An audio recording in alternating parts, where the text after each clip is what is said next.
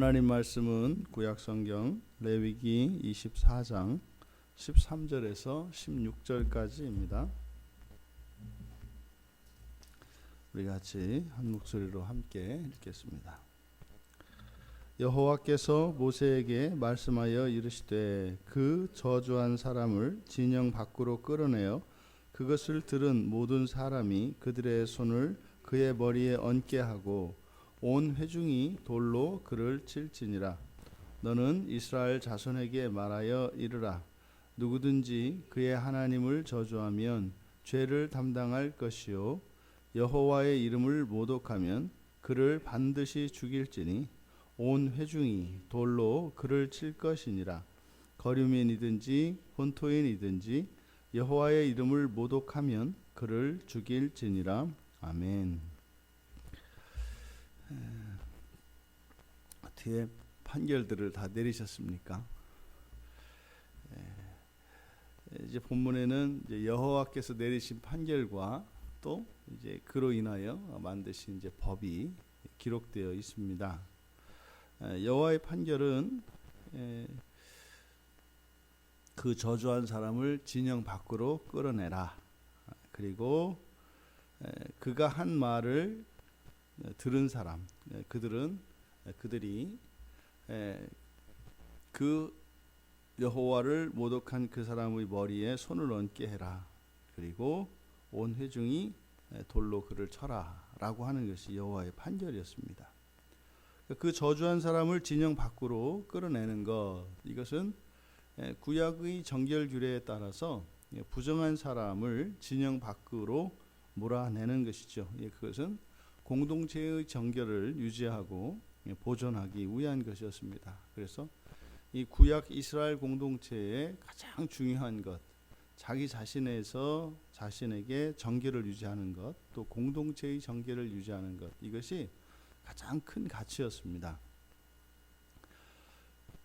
그런데 이제 그에게 손을 얹게 하는, 이제 안수하는 행위, 안수하는 것은 이제 전가하는 것이거든요.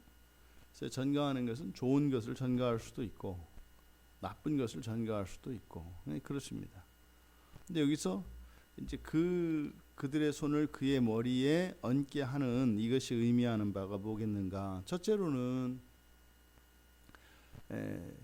그것을 들은 사람들에게도 그의 그러니까 말을 한 사람이나 말을 들은 사람이나 똑같이 그 죄에 대하여 죄책이 있다는 것을 나타냅니다. 그러니까 나쁜 말을 이렇게 여호와를 모독하는 말을 했을 경우에 그 말한 자뿐만 아니라 들은 자도 똑같이 책임이 있다. 그러니까 이게 손을 얹음으로써 이제 나도 그 말을 들었다라고 하는 표시이고 일종의 증인선서인 거죠.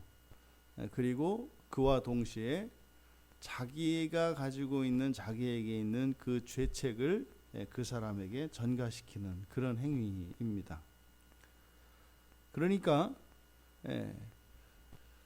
내가 들었다고 하는 것, 그리고 이 사람이 그 말을 그러니까 여호와를 모독하는 말을 했다고 하는 증인선서이고 또한 동시에 하지만 그 죄는 나의 책임이 아니라 말한 자에게 있다고 하는 자기 양심선언인 거죠. 그렇게 해서 죄를 그에게 전가시키고 그리고 나서 이제 온 회중이 돌로 그를 치라고 심판하라고 이렇게 이제 말씀을 하셨습니다. 이 재판권에 대해서는 여호와께서 실제로 그가 여호와의 이름을 모독하고 저주하게 되었던 그 원인에 대해서는 말씀하고 있지 않습니다. 그것에 대해서는 판결을 내리지 않고 있습니다. 그리고 단지 이렇게 신성을 모독한 죄, 여호와의 십계명을 어긴 제3계명을 어긴 그 죄에 대해서만 여호와께서는 판결을 내리셨습니다. 그리고 이어서 이 사건을 통해서 모세에게 15절에 너는 이스라엘 자손에게 말하여 이르라. 이것은 이제 이 사건과 별개로 이스라엘 자손들에게 여호와의 법을 세우시는 것이죠. 그러니까 이스라엘 자손들의 행위에 따라서, 그러니까 범죄 행위에 따라서 이제 법이 만들어지는 것을 보게 됩니다. 그러니까 최초의 어떤 범죄 행위가 있을 때 그것에 대해서 여호와께서 법을 만들어 주시죠. 그래서 그 이후로는 그 법에 따라 이제 심판을 하면 되는 겁니다. 여기서는 이제 누구든지 그의 하나님을 저주하면 죄를 담당할 것이다. 여기서 이 엘로힘이라고 하는 이 말은 우리의 하나님, 구약에서 우리의 예배의 대상이신 하나님에게도 사용하는 말이고, 또 이 엘로힘이 그냥 보통 명사처럼 그냥 신이 될 수도 있습니다. 그래서 여기서 누구든지 그의 하나님을 저주하면 죄를 담당하다 하라라고 하는 것은 여호와 하나님께 대한 것이기도 하고, 또 하나 이것을 좀 넓은 의미에서 신성에 대한 법으로 우리가 생각할 수도 있습니다. 그러니까 사람과 엘로힘, 신이죠. 사람과 신 사이에 존재적인 그 차이를 이야기해 주는 것인데, 사람보다는 신이 귀하다는 겁니다. 그리고 사람이 신을 모독하면 그것에 대해서는 반드시 죄를 담당하게 될 것이라는 거죠. 다시 이것이 바로 인간 사회에 있는 예절의 시작입니다. 신과 사람 사이의 이 존재적인 차이, 존귀의 차이, 영광의 차이, 이것이 예절의 시작입니다. 그래서 예절이라는 것은 구별하는 거죠. 차별하는 겁니다. 그러니까 우리가 지금 앞에서 이 사건의 실질적인 문제는 바로 차별의 문제라고 이야기를 했습니다. 차별. 근데 지금 여호와 하나님께서 말씀하시는 것은 이들 사이에 일어난 일에 대해서는 침묵하셨지만 사람과 신이라고 한 신의 차이에 대해서, 차별의 차이에 대해서 이야기하고 말씀하신다는 거죠.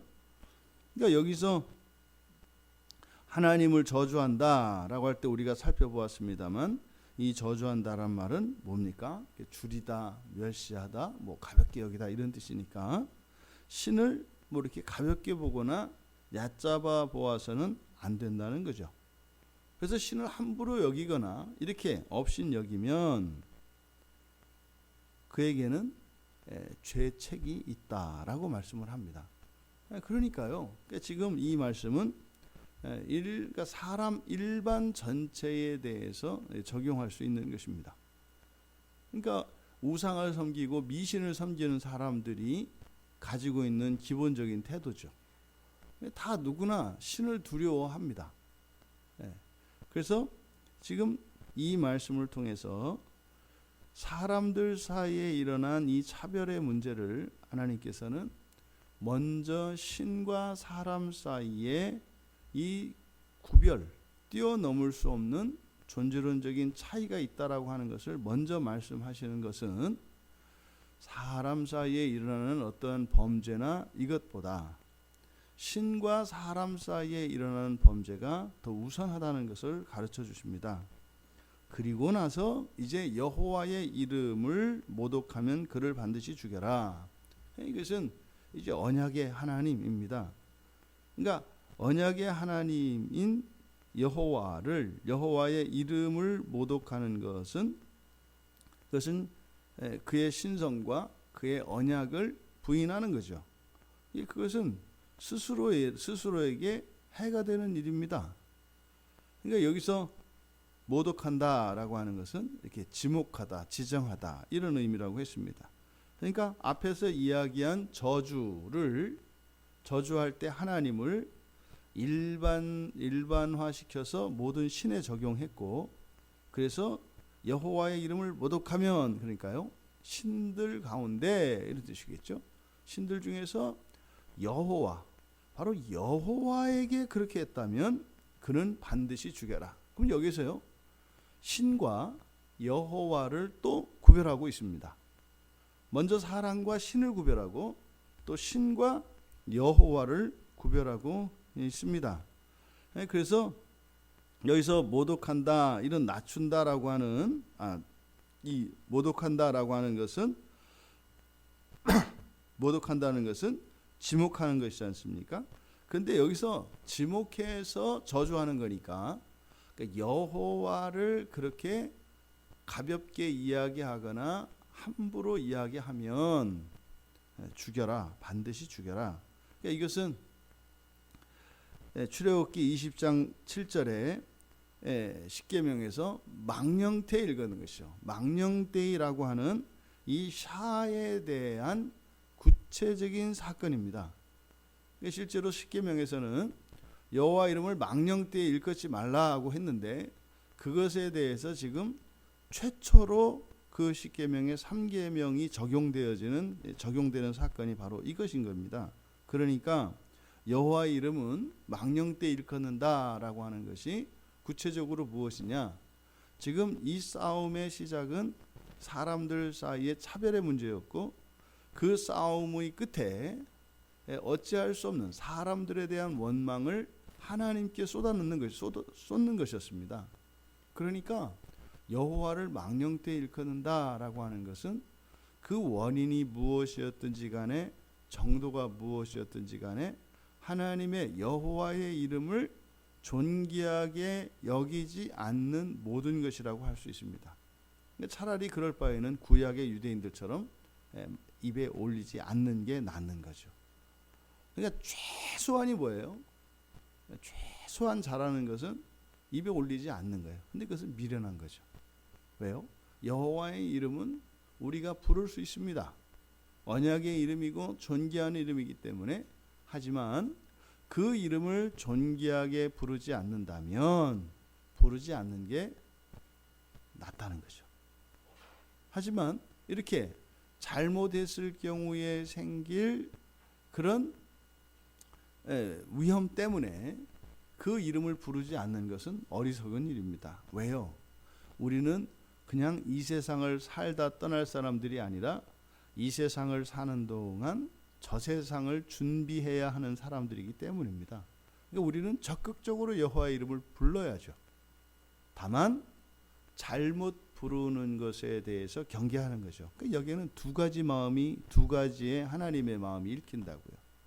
첫째로는요, 잘 불러서 그 유익을 얻으라는 것이고, 또 하나 잘못 부르면 유익을 얻지 못하는 그것이 얼마나 그것이 피해가 큰 것이고 안타깝고 억울한 것인지를 가르쳐 주는 겁니다. 단지 여호와께서 여호와의 권위를 지키시려고 하는, 영광을 지키시려고 하는 그런 의도로 우리가 하나님의 말씀을 읽어서는 안 되죠. 왜요? 모든 법은 거기에 하나님의 사랑이 전제되어 있기 때문입니다. 그리고 이제 세 번째로 그를 죽이되 돌로 쳐서, 온 회중입니다. 온 회중이 돌로 쳐서 죽여야 합니다. 이것은 연대 책임을 묻는 거죠. 그러니까 너나 할 수 없습니다. 그러니까 들은 사람만 이제 그에게 전가합니다. 하지만 그를 심판할 때, 여러분, 이미 돌을 치는 행위는 심판 행위인데 결코 이것은 유쾌하지 않은 행위입니다. 돌로 치면서 그가 고통을 느끼는 것과 마침내 죽어가는 그것을 두 눈으로 봐야 합니다. 내 손으로 말이죠. 결코 쉽지 않은 것입니다. 그러니까 이 공동체에 발생하는 죄는 연대 책임이 있다는 겁니다. 그래서 그러면 그것과 전혀 그 사건과 전혀 상관이 없는 회중도 그 공동체 내에서 발생한 죄로 인한 그 죄책을 감당해야 된다는 것을 나타냅니다. 그리고 마지막으로 여호와께서 제정하신 법은 거류민이든지 본토인이든지 여호와의 이름을 모독하면 그를 죽여라. 그러니까 여기서 거류민과 본토인을 거론합니다. 그래서 거류민은 완전한 이방인입니다. 그러니까 완전한 이방인이라 할지라도 그들이 할례를 받고 이스라엘 공동체 안에 들어올 수 있습니다. 그들은 똑같이 여호와의 언약 안에 들어오는 것이죠. 거류민도 또 본토인과 같이 다르지 않게 연대 책임을 묻는다는 것은 무슨 의미입니까? 책임이 있다는 것은 권리도 있다는 뜻이죠. 그러니까 직접적으로 그 혼혈인 사람의 손을 들어주지 않습니다. 그러니까 이 슬로밋의 아들의 그 혼혈에 대해서 여호와 하나님께서는 직접적으로 판단을 내리지 않으세요. 왜요? 혼혈 자체에 문제가 있는 것이면 틀림이 없기 때문입니다. 그것이 오랫동안 애굽에서 지냈기 때문에 그들이 출애굽할 소망을 잃어버리고 그렇게 현재의 삶의 편안함을 추구하기 위하여 애굽 사람과 결혼한 행위, 그것을 절대로 두둔할 수 없다는 겁니다. 그러니까 이거에 대해서 하나님이 편을 들지 않으십니다. 하지만 지금 여호와께서 내리시는 신과 사람의 차이, 신으로 불리는 것들과 여호와 하나님 사이에 뛰어넘을 수 없는 차이, 이건 차별이 아니에요. 차별이 아니에요. 하지만 사람 사이에서는 그런 차별이 있어서는 안 된다는 거예요. 너희들이, 그러니까 그런 거죠. 술로밋의 아들에게는 네가 지금 차별의 문제를 가지고 그렇게 억울하고 그렇게 그게 분해서 내 이름을 함부로 그렇게 불렀는데 내가 너에게 묻겠다, 이런 거죠. 술로밋의 아들에게 묻는 거죠. 그래, 너는 과연 너와 나 사이의 그 차별을, 이건 차별이 아니라 이것은 뛰어넘을 수 없는 질적 차이인데, 그럼 네가 이것을 가지고 이렇게 분개한다면 과연 너의 행위에 대해서, 너의 삶과 너의 생각에 대해서 나는 너를 어떻게 해야 되겠는가라고 묻는 거죠. 두려운 겁니다. 우리가 종종 사람 사이에서 발생하는 이런 죄와 허물의 문제 때문에 마침내 이것은 뭐 살인에 이르기도 하고, 심지어 우리 교회 안에서는요, 신앙을 버리는 일들이 일어납니다. 대부분 지금 교회를 떠나 있는 사람들에게서 듣는 이야기는 뭡니까? 과거에 있었던 어떤 사람의 부정적인 행위, 또 자신이 경험하였던 어떤 부정적인 사건에 대한 경험입니다. 그들에게 오늘 성경은 말씀하는 거죠. 그렇다면 너의 삶과 너의 말과 너의 생각들에 대한 나의 심판은 어떠해야 하는가라는 거죠. 오늘날 사는 그리스도인이 심지어 교회를 욕하고 저주합니다. 조롱합니다. 그리고 우리의 신앙 자체, 예수 그리스도의 이름을 부인합니다. 그들의 입장에서는요, 자기 이 사람들 사이에서 일어난 어떤 부정적인 잘못, 그랬어요. 그 사람이 그러한 법으로 신앙을 버리고 교회를 떠나고 예수의 이름을 우습게 한다면, 그럼 하나님은 그에게 어떤 벌을 내려야 하겠습니까? 두려운 거죠. 또 한편으로 이 혼혈의 문제는 어쩔 수 없다고 그랬습니다. 어쩔 수 없다고 했습니다. 이 세상에 죄가 들어온 이후로 이것은 불가피한 것이 되었습니다. 그런데 성경은 뭐라고 이야기합니까? 서로 사랑하라고 이야기합니다. 그러니까 차별을 피할 수 없는, 그러니까 무슨 말이에요? 죄된 사람들은 이렇게 다른 사람들을 자기보다 못하게 좀 덜 잘났다고 생각하게 되고 자신만 못하게 생각되어 있다는 거죠. 또 심지어는 반대입니다. 자기 자신을 또 그렇게 다른 사람들보다 못하다고 생각한다는 거죠. 똑같다고 생각하지 않는다는 겁니다. 그러니까 다른 사람들을 아래로 보고 이렇게 거만하고 교만한 것도 문제고, 또 자기 자신을 또 너무 비하해서 이렇게 열등감을 가지고 있는 것도 문제고, 이게 뭐예요? 이게 차별의 문제입니다. 그러니까 누가 누구를 차별하느냐가 아니라 이 차별이 이 세상에서는 존재합니다. 그러면요, 사랑은 불가능한 거라고요. 그런 우리들을 뻔히 아시면서 하나님께서 사랑하라고 하셔요. 그러니까 하나님께서 우리에게 사랑하라고 하는 이 명령이 이게 따뜻하게 하는 게 아니에요. 마음을 역시 하나님은 사랑의 하나님이셔. 이 그런 의미가 아니에요. 우리의 실존, 이런 죄성으로 가득 차 있는 인류 사회를 향하여 하나님께서 사랑하라고 말씀하실 때는요, 할 수 없는 것을 하라고 하신 것입니다. 그러니까 사랑하는 것은요, 이렇게 니캉네캉, 누이 좋고 매부 좋고 이렇게 살아가는 그게 목적이 아니에요. 사랑의 목적은요, 존재의 한계를 뛰어넘는 것입니다.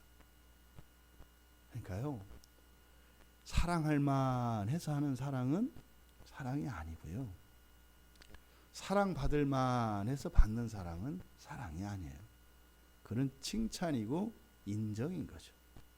사랑은요, 그럴 수 없을 때 하는 것이 사랑입니다. 우리가 오해하는 거죠.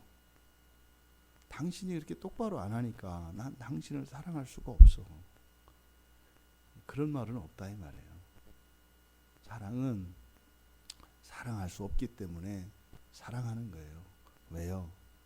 사랑이 목적이 아니라 사랑은 우리의 존재를 변화시키기 위한 수단이기 때문입니다. 누구를 위해서 사랑을 하는 거예요? 나를 위해서 사랑하는 겁니다. 그런데 하나님을 닮는 그것이, 예수 그리스도를 닮는 그것이 나를 위한 것인 사람에게라야 이 말이 의미가 있죠. 예수를 닮는 것이 나에게 아무런 기쁨도 되지 않고 의미도 되지 않고 유익도 되지 않는데 그게 무슨 나를 위한 겁니까? 손해를 보는 거죠. 그러니까요, 사랑하지 못하는 거죠. 여러분, 이 세상에 이 차별의 문제는 다 일어납니다. 그러니까 뭐 다른 사람이 우리가 피해자로 여러분 생각하시면 안 돼요. 여러분이 다른 사람들을 다 차별합니다. 이런저런 이유를 들어서 다 차별을 해요. 하지만 하나님은 우리에게 차별할 만한 이런저런 이유가 있다고 하지만 그것은 중요하지 않다는 거예요. 중요한 것은 뭐예요? 네가 무엇을 위해서 살아가고 있는가. 부디 이 단지파의 자손이었던 이 슬로밋의 아들을 단지파 공동체가 사랑으로 포용하기를 바랍니다. 또 슬로밋 아들은 더 이상 여호와 하나님을 원망하지 말고 사람 사이에서 일어나는 이런 불평등과 차별의 문제, 불의의 문제로 하나님을 원망하고 하나님의 이름을 함부로 할 것이 아니라 오히려 가난한 마음으로 하나님을 의지하고 하나님 앞에 나아가서 지금 우리 공동체에 있는 이러한 차별의 문제, 이러한 악한 관습들을 바꾸어 주시도록 구했어야 합니다. 여러분들이 명재판관이 되셔서 이렇게 하나님께서, 여호와 하나님께서는 이 사건에 대해서 그 사람을 벌하는 것으로 끝냈지만 여호와의 법을 통해서 우리가 내리는 심판은 그러해야 합니다. 그래서 어떻게 해요? 내칠 것이 아니라 단지파가 차지하고 있는 그 자리의 한쪽에 형제로 그를 받아들이고 장막을 칠 수 있도록 하고, 그래서 이 단지파 자손들에게는 사랑을 일깨워주고, 또 이렇게 억울하고 답답한 마음에 차별당한 그것 때문에 그렇게 하나님에게 원망했던 이 슬로밋의 아들에게는 어떤 일이 있어도 다른 이들이 너에게 범죄하고 너를 괴롭힐 때 그들을 통해서 너 자신을 보고 당하는 너를 통해서 하나님을 보라고 우리가 이야기해 줄 수 있어야 할 것입니다.